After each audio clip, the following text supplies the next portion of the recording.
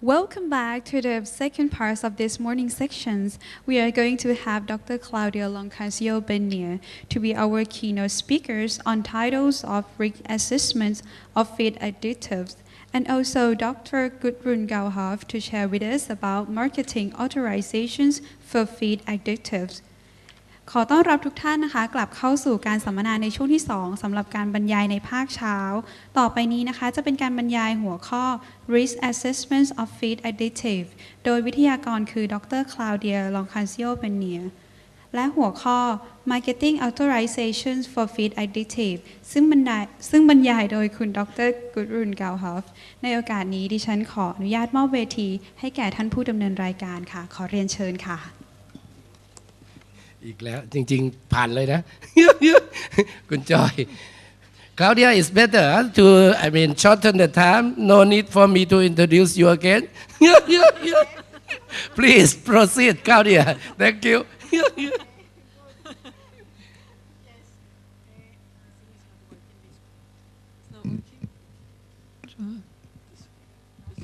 Maybe this one, yes, this one is working.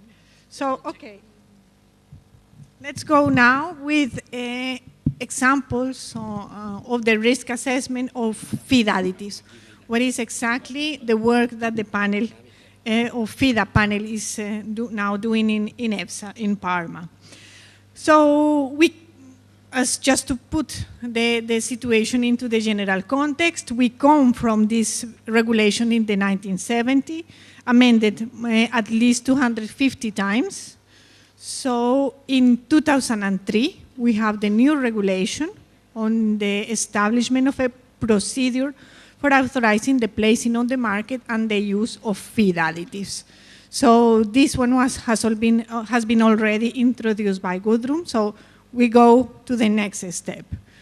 1831, absolutely important. You will hear from this, and you will, if you want to move to an authorization procedure in the EU, you will need to know this regulation, and you will need to know the different provisions, because this is the basics. This is the basic regulation for putting a product on the EU market. We worked together between 1831 and the regulation 178. The 178 is the one on the general principles and requirements of the food law and the establishment of EFSA.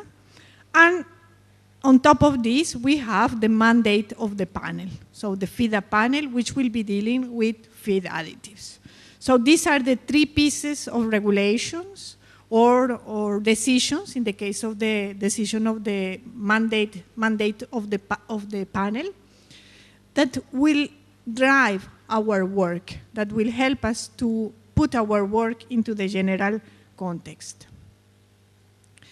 Before EFSA, so we have a completely different procedure, where we have the applicant who had to send the dossier to a member state rapporteur.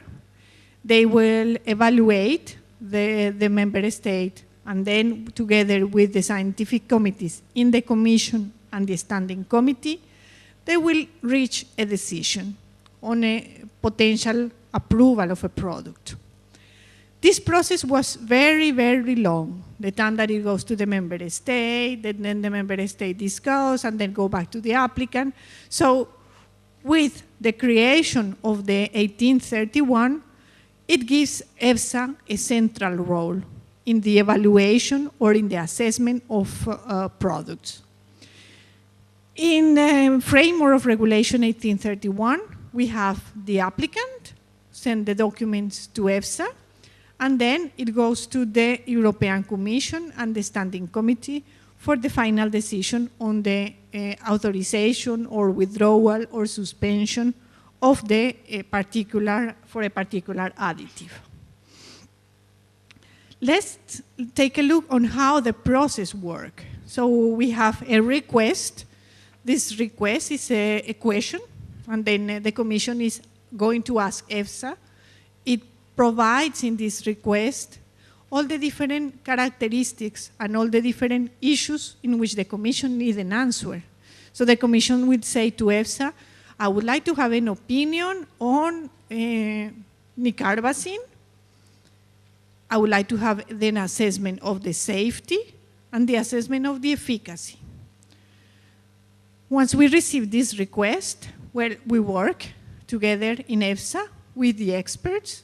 So we have a series of experts in the working groups that make some preparatory work for the panel. In the case of the FIDA panel, well, we have 21 members with different backgrounds. So we have experts in, of course, animal nutrition, microbiology, toxicology, pharmacology, metabolism, pharmacokinetics, and the environment. So these are the 5 areas in which we have different experts and expertises. Why? Because when we have a request from the Commission, we will need all together, or we need some of them. The beauty, let's say, of the system that we have in EFSA is that we can put together 21 experts, and then they can discuss with different backgrounds. They enrich the opinion to find a final output that will go then to the Commission. 21 experts doesn't mean 21 ideas. Maybe we have 40. So it doesn't mean, yeah, it's very easy. Sometimes it's really complicated, but okay. We work together with the experts. It is very important to discuss, to have a dialogue, constant dialogue with them, to see the raw data, to compare, to put all of these things into a general context. Because an opinion it has a lot of consequences for the applicant, for Europe, for the consumers, for the animal also. So we work on the risk assessment, we make an opinion. Once we finish the scientific opinion, we send it back to the Commission. So we say, in the opinion, this is the safety conclusion, this is the efficacy conclusion. Dear Commission, please take a decision. So they will do the risk management part. We are not doing this risk management. We make proposals. The Commission can decide to take these proposals into account or not. Which kind of proposals are we doing? We don't say, we ban this product. We say, let's apply some restrictions to this product. In the animal categories to be used, we can set maximum levels. We can say that we favor only the use in feed and not in water, not simultaneous use in feed and water. We can give many different options to the Commission. We can tell them, please Commission, for this specific additive, we need a purity of 99.97.5, for example. So we open all of these possibilities to the Commission. When we cannot conclude, when we have an inconclusive opinion, the Commission is taking, of course, the appropriate decision. In a particular case, we have the suspension. In another case, we have also a withdrawal of the product from the market. So this is the workflow between the Commission and EFSA on how the process is working. This is a complicated one, but I'm not going to go into all the details, don't worry. This is just to tell you that together with the Commission, we have, as I said before, the European Union Reference Laboratory. For the European Union Reference Laboratory, they will evaluate and they will decide on an official control method for the detection of the additive in all member states. They need a fee. This is the only fee that has to be paid. For the time being, is the only fee that has to be paid. It ranges between 6,000 euro, and if it's a case of flavorings, they have some other provisions, but it's more or less between 6,000 and 8,000 euros. You have to send also a sample of the feed additive to the URL, and this sample has to be maintained in time. So you have to send it every 2 years, every 3 years, depending on the additive. So this is another very important partner. Once EFSA is going to adopt an opinion, we need the official control method because we have to give to the Commission a report with the opinion, efficacy, safety, and the control method. These are the elements that they need to work and to make the authorization. In some cases, we are extremely lucky, and the dossier is complete since the beginning. I think this has happened in only 2 or 3 occasions in the last 10 years. Most of the time, we have to ask for new data. We have to request data during the process. This is totally in accordance with the regulation, so we have a clock of 6 months. But if we ask a question to the applicant, we stop the clock. So we stop the clock, we ask the question, we allow you the time. If EFSA is going to ask a 90-day study, please be reassured that you have more than 90 days to make this study, because you need to find the facility, you have to make the report. We are not totally illogic, and we are not going to ask a 90-day studies and give you 1 week. So we have proportional times according to the request that we are doing. In this process also, we keep the member states informed.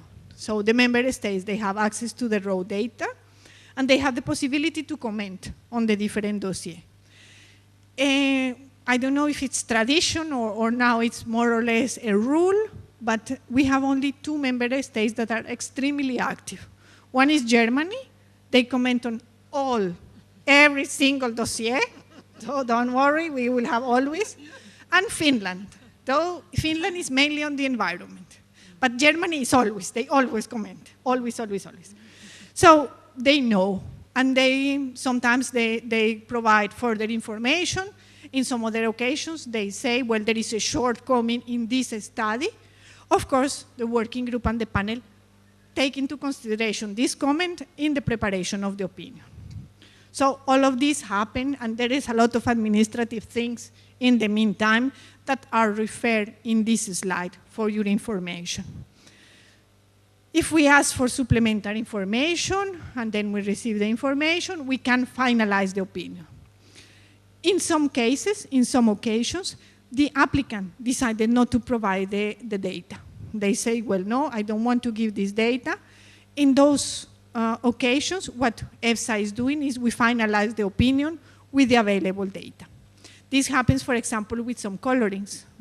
For efficacy of the colorings, we ask a picture. It seems a bit anecdotal, but there is no other mean to have a coloring, efficacy of the coloring additive. So you need to have a picture of the animal or a picture of the treats or sticks that you are going to give to the animal, to our dogs. Sometimes they say, no, this is confidential data.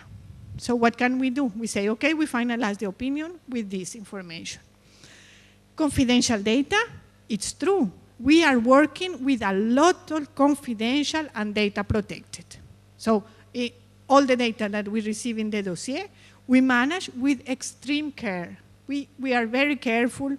We have platforms and password platforms and all of these things, because we know that all the information that comes in the dossier, it means that there's an applicant behind. It means intellectual knowledge, the know-how, how you do the additive. This is very important data. And it means money, an investment, an important investment behind. So the applicants, yes, they say this data is confidential, but they are not going to be confidential for EFSA and the experts. The experts also, and all people working in EFSA and touching the dossier, including the member states, we have a confidentiality clause and all legal systems to know and to let them know that the type of data that we are using. If we are preparing an opinion, we have to consider the data that is confidential or the data that is data protected. There is a bit of a difference between them. Confidential data, it means that is data that the applicant agreed with the commission and is not going to be published in the opinion. Data protected data is all the know-how that is behind an application. So for all, for example, efficacy and safety for the target animal data, all the know-how on how you do the experiment, the number of pens, the number of animals, the doses, all of this data is data protected. It's you know how to do it. We are not going, EFSA is not going to give this information to the competitor because they will have an advantage. This means an appreciable advantage if you tell them, well, we do this in this way, or a genotox data. Or we use this strain and then we have to do this. All of this data is the know-how of the industry. We have guidelines, we have guidance on how to do all of these different studies. So you may know all of these OECD guidelines. So this is the way, the recipe on how to cook an experiment.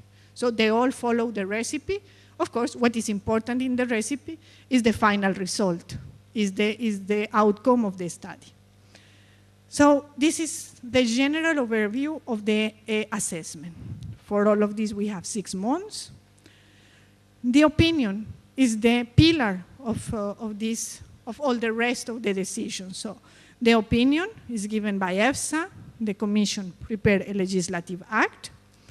We consulted with the standing committee. And at the end of the process, we will have a regulation.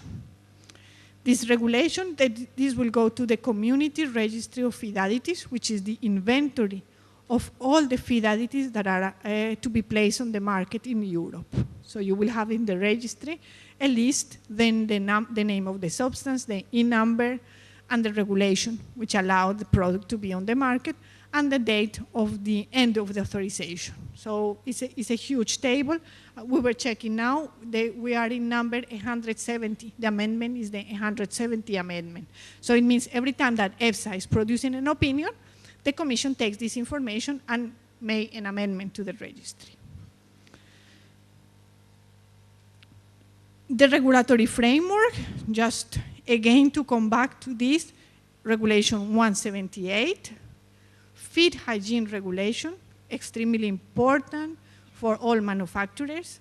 Feed materials, we cannot forget that one. And then the feed additives, the 1831, how to put the product on the market, and the guidelines, 429, 2008. The panel, as I said before, we have in our mandate a very important task, which is the assessment of the animal safety. It's well, together with contaminants, but we are the only 2 panels that we are assessing the safety of the animal. In this case, not only food-producing animals, but also pets. Animal products, well, we have the different animal products according to the different categories of animals, and at the end, we will have to assess the consumer safety. So this is the general path of the work of the panel.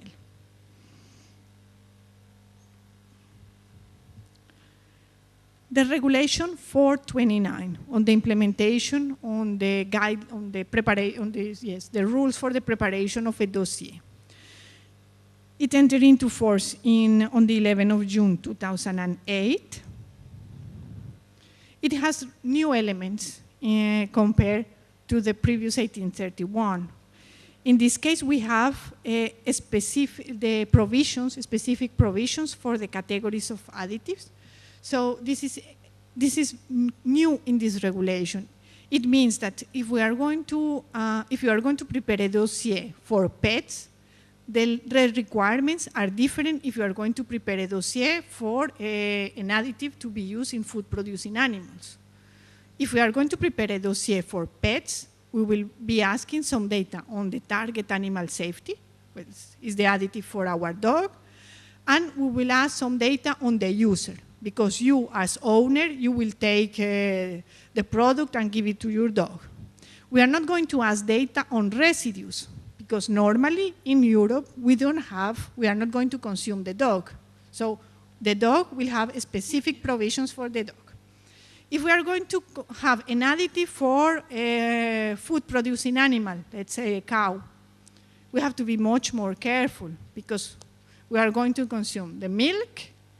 It has to be very, very clean, let's say, without any residues. The milk is a very protected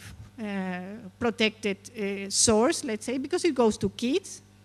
We will have the meat also. So for each animal category and for each use, we will have different provisions. The beauty also of this regulation is that it is proportional to the use. We are not asking everything. For the coccidiostat, we ask everything. For other additives, we are less. In some cases, we have the possibility to make an extrapolation from major species to minor species. So we are not always asking data on the minor species. If we can extrapolate, because they are physiologically similar, a major and a minor, we will use this possibility to make the extrapolation. We have the provisions for pets and other non-food producing animals.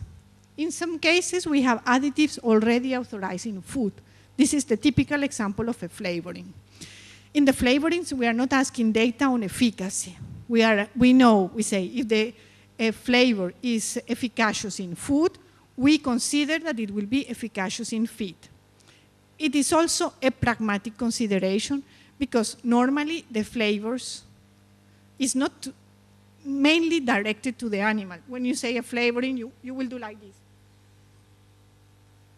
You are the one who is assessing the efficacy of the flavoring. You are not asking our animal, is this okay for you? Do you like this smell? For the time being, we do not have still this possibility. There is only some data for the palatability. If the animal will be there without any possibility to eat, of course, we will have some negative effects in the palatability of the product. But the regulation is proportional. It's big. It's not the easiest one. It has a lot of caveats, so you have to really know this one. But I will tell you how we are trying to help you. It has also provisions for when you are going to modify, so a product is already on the market, and then, for example, you want to modify one of the carriers, so it has a very short procedure. For the renewal, once the product has been authorized for 10 years, after 10 years, we go through a renewal. But we are not going to ask again for the full dossier. We know that 10 years ago it was safe. What we will ask is data, literature search in the last 10 years. In some cases, we will ask for some post-market monitoring data, but that's all. Principles for the reevaluation, which is what we are doing now, and I will come back to this on a second. We have the categories and definitions of target animals and duration of the efficacy studies in the regulation. So how many weeks we need for an efficacy or the time to start. So all of this is considered in the regulation. The regulation 429, it has all of these characteristics. It's flexible, it's updated, it's comprehensive, it covers from pets to food-producing animals, it's proportional, it's transparent, it sets out the rules for the preparation of dossier and their assessment. It is complicated also. So what are we doing in EFSA? What we have been doing, we are working since 2006. The regulation, it covers the provisions for the different categories of feed additives. So we have technological, sensory, coccidiostat, so technical. At the same time, EFSA decided to work on horizontal guidance documents. So EFSA is explaining each one of the categories that are already available in the regulation. So we give some extra details on how to conduct the studies for a sensory additive. And we have done also guidance on how to do horizontal studies. So an horizontal study is, for example, a tolerance or an efficacy study. So in the regulation, it is stated a tolerance study is needed. How? How are we going to do it? So the guidance document, it goes and it states, well, for the tolerance study, you will need one control group, one group given the maximum dose, and one group given an overdose of the maximum dose. How many groups? How long? So we have a table also with the duration of the studies. Which parameters the applicants are invited to check. So if the margin of safety is very long, We just ask for some biochemical parameters. If the margin of safety, like for example in the coccidiostat, is very narrow, is 1.2, 1.5, we will ask more data, a little bit of histological data, more than only than biochemical parameters. As I said before, these are the rules for the applicants when they prepare a dossier. These are the rules for the experts when they are assessing a dossier, because you know, one day someone wants to ask for something else. We say, no, we ask for this, we stick to this, we respect this, we follow this. It can be changed, of course it can be changed. If we have new scientific knowledge, we will change this guidance. We will improve it for the benefit of everyone. But this is in general the idea of the technical guidance documents. The panel, currently, well, we work on new products, so what we call an Article 4, or new uses of the product. We work on modification of existing authorizations, on the re-evaluation, so all products that were on the market before the 1st of November, no, 7th of November 2010 are being re-evaluated. And then we have, in some cases, as I said before, the applicants, in some opportunities, they do not want to provide data for a specific study, so we have an inconclusive opinion. Then the commission always invites this applicant again after the process, and they say, please be aware that if you do not provide this data, there will be a withdrawal of the product from the market. So yeah, we have to say that it is a bit strange, but sometimes the applicant will prefer to follow the commission than EFSA. And after this letter from the commission, they send the information to EFSA. Once they say this information, we evaluate it, and if the data is okay, we will have an opinion and the product will be on the market. They will have the normal authorization. The re-evaluation and then the reauthorization of the feed additives. So all applications were received by the 8th of November 2010. Why do we need a re-evaluation?